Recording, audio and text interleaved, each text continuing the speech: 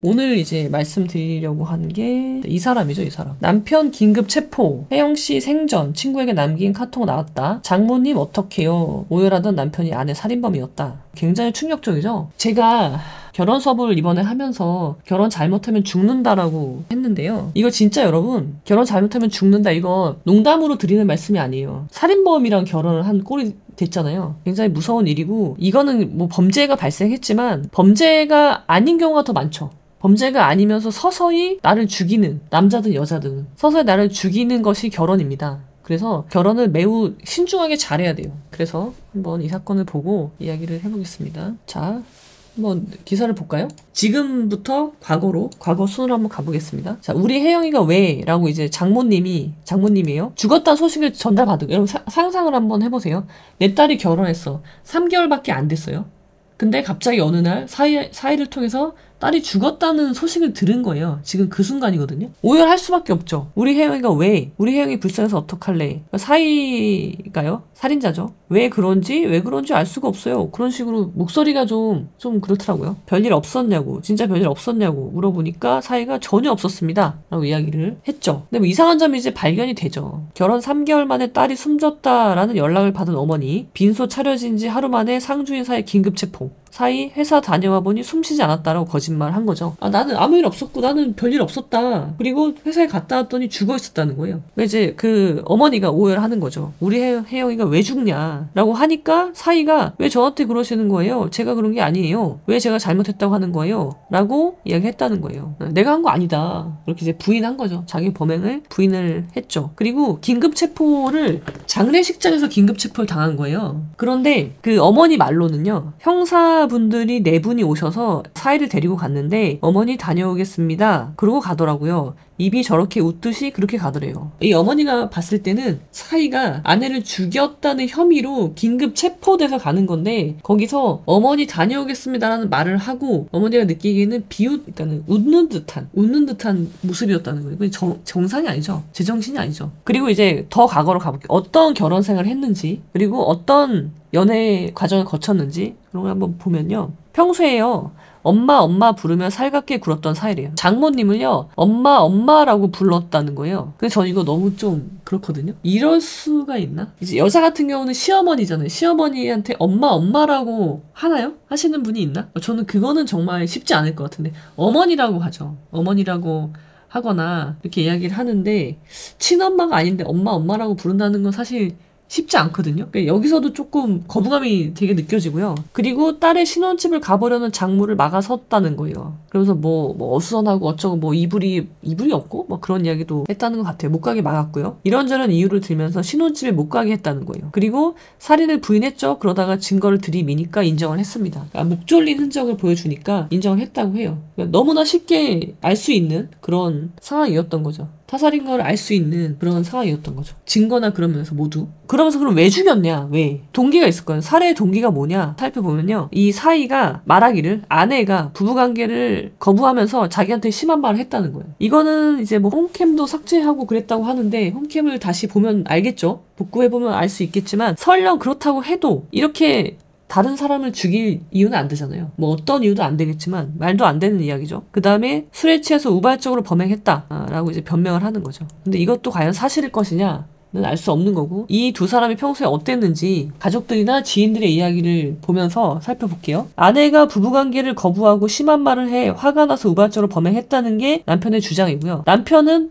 얼굴을 공개하지 않습니다. 왜? 우리나라는 피의자 인권을 굉장히 존중하는 나라이기 때문에 공개하지 않아요. 이름도 공개하지 않아요. 근데 이제 딸은요, 부부관계를 힘들어했어. 왜? 배려를 하지 않는 거예요. 여러분, 부부관계는요, 성관계는요, 물론 이제 부부는 성관계를 할 수 있죠. 근데 이거는 합의해서 하는 거잖아요. 성관계라는 건 특히나 같이 합의해서 성관계를 하는 거죠. 한쪽이 하고 싶다고 한쪽은 원하지 않는데 하면 뭐예요? 그건 강간이죠. 부부 사이에서도 강간은 발생할 수 있으니까 그건 강간인데, 딸의 말은요, 성관계를 할 때 배려를 하지 않았다는 거예요. 자신을. 그러니까 자기가 어떤 심리적으로나 어떤 몸 상태가 좋지 않을 때도 성관계를 요구했다는 말이잖아요. 이 남편은요, 홈캠의 웹을 지우고요, 유심칩도 빼버렸대요. 증거인멸하는 거죠. 본인이 범행한 그 장면이 찍혀있을 거 아니에요. 그것을 숨긴 거죠. 증거인멸을 했고, 그리고 지인과 나눈 카톡이 이제 공개가 됐는데 거기에 보면요, 사이코패스랑 결혼한 것 같아 라는 말이 있다는 거예요. 근데 이제 물론 이거는 내용을 보면은 그렇게 심각하게 보이진 않은데, 그러니까 정말 심각하게 사이코패스야 라기보다는 여러 가지 좀 다른 이야기를 이야기하면서 평가를 하는 그런 식으로 대화가 되어 있는데 한번 볼게요. 피해자 언니의 말입니다. 집착이 좀 있었던 것 같아요. 왜냐하면 혜영이를 만나고 있으면 전화를 그렇게 하고 또 친구랑 만난다고 하면 며칠 전부터 물어본대요. 이거는 집착인데 이게 더 나가면 원치 않는데 이런 일을 계속 반복하면 이게 스토킹이 되는 거죠. 자, 너 누구 만난다고 했지? 언제 만난다고 했지? 언제 들어올 거야? 이런 말을 계속 물어보고 몇 시에 들어올 거야? 이런 식으로 되게 집착을 많이 했다. 혜영이가 결혼에 대한 로망이 있는 아이였고 빨리 아이를 갖고 싶어 했고 그랬어요. 그러니까 이분은요, 여러분 결혼에 대한 로망을 가시려면요, 먼저 사람을 잘 볼 줄 알아야 돼요. 노력을 해야 된다. 말이죠. 그렇게 하셔야 되고요. 빨리 아이를 갖고 싶어 했다는 거예요. 결혼을 해서. 그런 아이였기 때문에 뭐예요? 성관계를 거부할 리가 없잖아요. 그죠? 아이를 낳으려면 성관계를 해야 되니까 그걸 거부할 리는 없어. 그러니까 그 남편의 말이 잘못된 거인 거죠. 그 부부관계를 거부했다.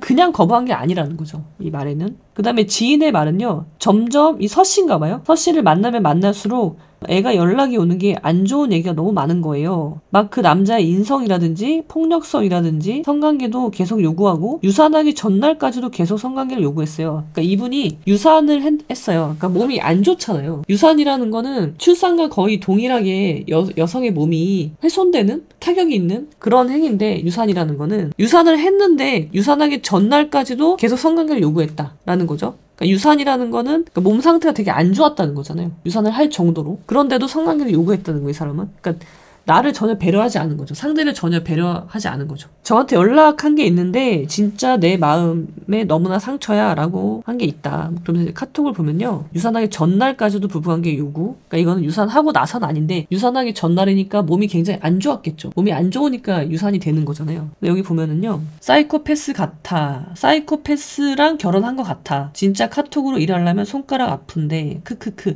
그러니까는 이 크크크라는 거 있잖아요, 여러분. 카톡을 보낼 때요, 굉장히 내가 진지한 말을 할 때는요, 진지한 말을 하거나 화를 내거나 할 때는요, 이렇게 크크크로 그냥 가벼워지거든요.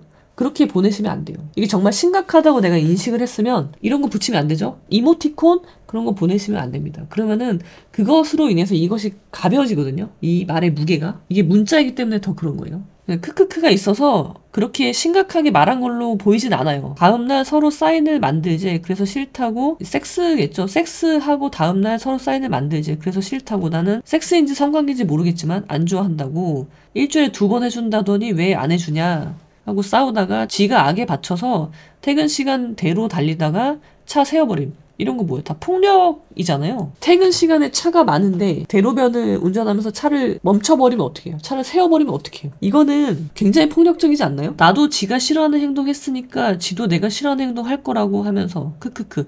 이거 있죠?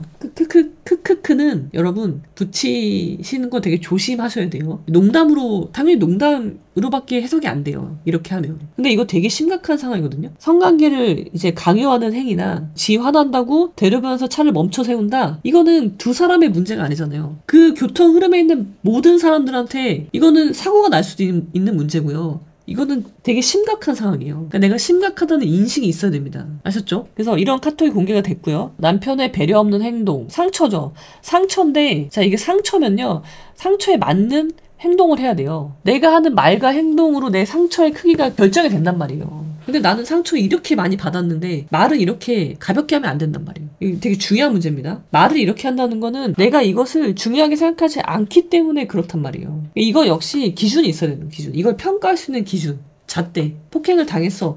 이 폭행은 있으면 안 되는 거야. 그것에 대한 기준이 있어야 되는데 이게 없으니까 저 사람이 지금 기분이 너무 나빠서 나를 때렸나 보다, 실수했겠지 라고 생각을 하면은요, 기준이 이미 무너져 버린 거예요. 기준이 없는 거예요. 그래서 안 됩니다. 기준이 있어야 돼요. 평가를 하는 기준이 있어요. 평가 기준. 몸 회복도 안 됐는데 부부관계 요구. 이거 여러분 화를 내야 되는 문제입니다. 화를. 저놈이 나를 좋아해서가 아니라 제가 날 너무 사랑하니까 성관계를 이렇게 막 요구한 애가 아니라 이거는 화를 내야 되는 문제란 말이에요. 나의 몸에 대한 존중, 나에 대한 존중이 전혀 없는 행위잖아요. 나를 무시하는 거거든요. 나를 그냥 성적인 대상으로밖에 안 보는 거죠. 내가 아픈데, 내가 몸이 안 좋은데 성관계를 요구한다고? 그럼 뭐예요? 나는 뭐야? 나는 인격이 없는 사람인가? 난 인격이 없는 존재인가? 그렇게 생각을 해야 되고요. 할 줄 알아야 되고요. 분노해야 된단 말이에요. 이때 이미 분노를 해야 되는 거예요. 차 안에서 다투면 난폭 운전을 하고 욕설을 한다. 이것도 매우 심각하죠. 이런 사람, 이 행위가 한두 개가 아니에요. 화를 내야 된다고요. 화를 내고 이 관계에 대해서 생각을 해야 되는 거예요. 화를 낸다는 거는 예를 들면 자, 문제를 제기하고요. 이거 문제야. 그리고 상대방이 문제가 아니라고 하면 내가 너 사랑해서 그러는 건데 이게 뭐가 문제야? 사랑이 죄야? 그렇게 가죠. 여러분 생각을 놓치면 안 돼요. 나의 몸 상태와 관계없이 성관계를 요구한다. 상대방이 이렇게 행동해. 나는 이것에 대해서 문제 제기를 한다. 근데 상대방이 야 그게 뭐가 문제냐? 인정을 하지 않는다. 그건 문제가 아니야. 이거는 사랑이야. 그 다음에 사랑이 죄냐? 라고 가죠. 이게 문제를 바꿔치기 하는 거거든요. 문제 바꿔치기. 그럼 나는 이때 생각을 해야 되는데 그래 사랑이 죄는 아니지. 성욕이 나한테 막 있다는 건 나를 사랑해서 그런 걸 거야. 사랑이 죄는 아니지. 하고 넘어가면 안 된단 말이에요. 문제는 이거예요. 나의 몸 상태를 고려하지 않는 성관계 요구는 나를 무시하는 거라는 거예요. 문제는 A라고요. 나를 무시하는 거. 근데 얘는 이거를 사랑이 죄냐로 바꾸는 거예요. B로 바꿨어요, 문제를. 근데 난 여기 속아 넘어가. 그래서 그래 뭐 알겠어. 사랑이 죄는 아니지. 근데 앞으로는 좀 이렇게 해주면 좋겠어 라고 이야기하고 끝내. 근데 쟤는 바뀌지 않아. 그럼 나는 문제를 이 순간의 문제를 회피한 게 되는 거예요. 싸울 줄 알아야 된다고요, 여러분. 이거 싸워야 되는 거죠. 그럼 어떻게 돼요? 저놈이 헛소리를 하네? 사랑이라고 이게? 여자 아내의 몸 상태를 고려하지 않고 그냥 성관계 지가 하고 싶을 때 하는 게 사랑이라고? 이건 아니지. 근데 네가 문제도 인정하지 않아? 그럼 나는 너랑 같이 살 수 없어 라고 하고 친정으로 가서 별거를 하든가 뭔가 강력한 수단을 만들었어야 돼요. 대책을 세웠어야 돼요. 그리고 얘가 만약에 내가 친정으로 갔어 별거 한다고 그랬더니 얘가 잘못했다 미안하다 라고 하면서 다시 돌아와라 이렇게 말을 해? 그러면은 그래 네가 그렇게 잘못했다고 하고 반성을 하니까 들어갈게.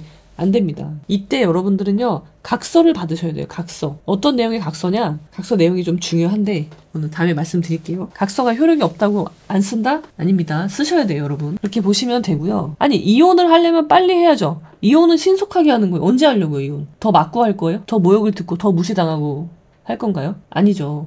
결혼은 신중하게 하고 이혼은 신속하게 하는 거예요. 그러니까 스톱을 할 줄 알아야 돼요. 스톱. 잠깐 멈추는 시간을 가져야 되는데 그 시간을 가지지 못했어요. 저는 무언가 문제제기가 있었어야 된다고 보고요. 강력한 그냥 말로 하는 거 말고 이게 이제 문제제기 메커니즘인데요. 제가 결혼 수업에서 강조드리는 건 이런 거예요. 문제 해결 메커니즘을 어떻게 돌릴 것이냐 이렇게 문제를 A에서 B로 바꾸는 행동을 어떻게 내가 걸러낼 것이냐 여기에 말리지 않을 것이냐 생각의 힘을 키우는 거 그래야지 싸움을 할 거 아니에요. 그렇습니다. 그리고 보면은 이거 보죠. 이 크크크는 제가 볼 때는 이분은요 이 상황을 그러니까 엄중하게 보지 않았어요. 할 때 하고 싶을 때 사인한다는 것에 좀 초점을 맞춘 거죠. 지금 다 하나하나 다 되게 심각한 상황이거든요. 근데 이제 내가 기준이 없는 거예요. 평가 기준이. 이걸 어떻게 평가해야 되지? 그러니까 주변 사람들한테 말은 하는데 제대로 된 조언을 받았는지 모르겠어요. 첫 번째는 내가 스스로 이 사람의 이 남자의 행동을 평가할 수 있는 기준이 없었다는 거. 그 다음에 두 번째는 그래서 헷갈리니까 조언을 구했을 건데 주변에서 제대로 된 조언을 해줄 수 있었을까라는 그 두 가지 이제 안타까움이 있는 거죠. 그리고 언니의 말입니다. 동생에게 수시로 연락하면 집착. 여러분 집착을 사랑이라고 생각하는 분들이 꽤 있어요. 남자도 여자도. 그래서 어떤 남자분은 아내가 연애를 되게 오래 했는데 너무 이렇게 자기만 바라보고 막 그런 모습을 보여주는 거예요. 집착을 많이 했어. 그래서 그게 나는 힘들었는데 그래도 이렇게 나를 사랑해주는 여자가 있겠냐. 이거 사랑이지 라고 생각하고 결혼하신 남자분도 있고요. 여자분도 있어요. 많아요. 근데 여러분 그거 사랑 아닙니다. 사랑 아니에요. 구분할 수 있어야 돼요. 여러분 학대는요. 사랑의 모습을 하고 옵니다. 학대는 사랑의 모습을 하고 온다. 그래서 우리가 생각을 포기하면 안 돼요. 사실관계를 바꾸고 호도하고 그런 사람들이 너무 많기 때문에 여기에서 내가 말리지 않으려면 생각의 힘이 정말 중요한 거예요. 학대는 사랑의 모습을 하죠. 그래서 부모님들이 자주 하는 게 나는 너를 사랑해, 아이를 사랑한다 라고 하면서 학대를 합니다. 그리고 사랑으로 포장하죠. 그럼 그 아이가 자라서 그걸 배우잖아요. 학습하잖아요. 그러니까 이건 사랑이야, 난 널 사랑해서 이렇게 하는 거야 라고 또 이야기를 하게 되는 거예요. 그렇게 해서 대물림이 되는 거예요. 학대는 사랑의 모습을 하고 있다는 거. 그러니까 사랑이 무엇인지를 알아야 돼요, 여러분. 사랑이 무엇이냐, 논어에서 나오잖아요. 어려운 게 아니다. 물론 행동하는 건 어렵지만 기소부력 물시원이라고 했죠. 내가 남이 나한테 하기 싫은 건 너도 남한테 하지 마. 그게 사랑이에요. 근데 누가 나한테 집착하는 거 좋아하는 사람 아무도 없죠. 근데 쟤는 나한테 집착을 해? 그럼 그거 사랑 아니란 말이에요. 그런 사람이랑 결혼하시면 안 된단 말이에요. 기준이 있어야 돼요, 기준이. 사랑이 뭔지 알아야지 지금 이게 사랑인지 집착인지 범죄인지 구분을 해낼 수 있잖아요. 근데 그걸 못하는 거예요. 왜? 배운 적이 없어요. 어디에서도.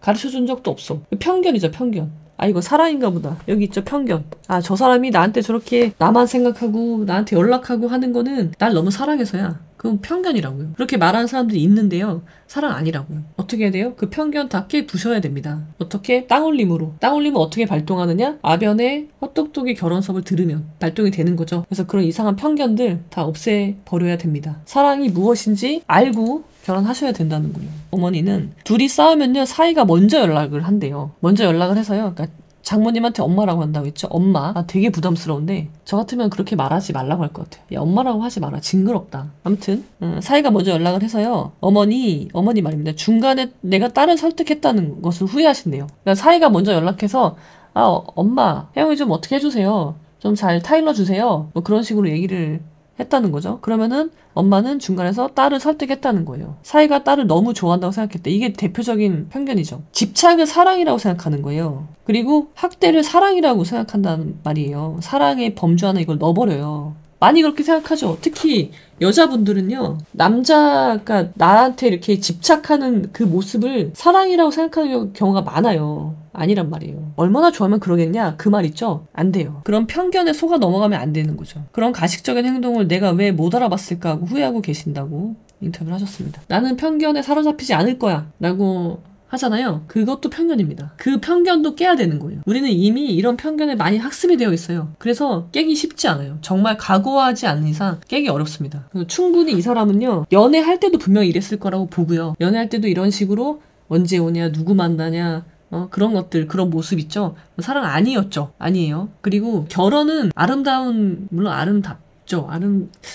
아니다. 결혼은 그 자체로 아름다운 게 아니에요. 결혼한다고 행복이 보장되는 게 아니고요. 이혼한다고 해서 행복이 보장되는 게 아니에요. 오로지 나의 생각으로, 내 생각으로 나를 알고 상대방을 알아서 그 좋은 관계를 맺는 거. 근데 그 좋은 관계가 뭐냐? 우리는 연애할 때 한 번도 안 싸웠어요. 그게 좋은 관계이냐? 아닙니다. 사람은 살면서 관계에서는 반드시 갈등이 발생한다. 그 갈등을 잘 해결해 나가는 게 좋은 관계인 거예요. 내가 참는다? 결혼 생활은 봉사활동이 아니다. 결혼 희생이 아니라고요. 근데 우리 그렇게 배우죠. 결혼 희생이야. 아내가 남편에 대해서 희생하고 남편이 아내에 대해서 희생하는 거.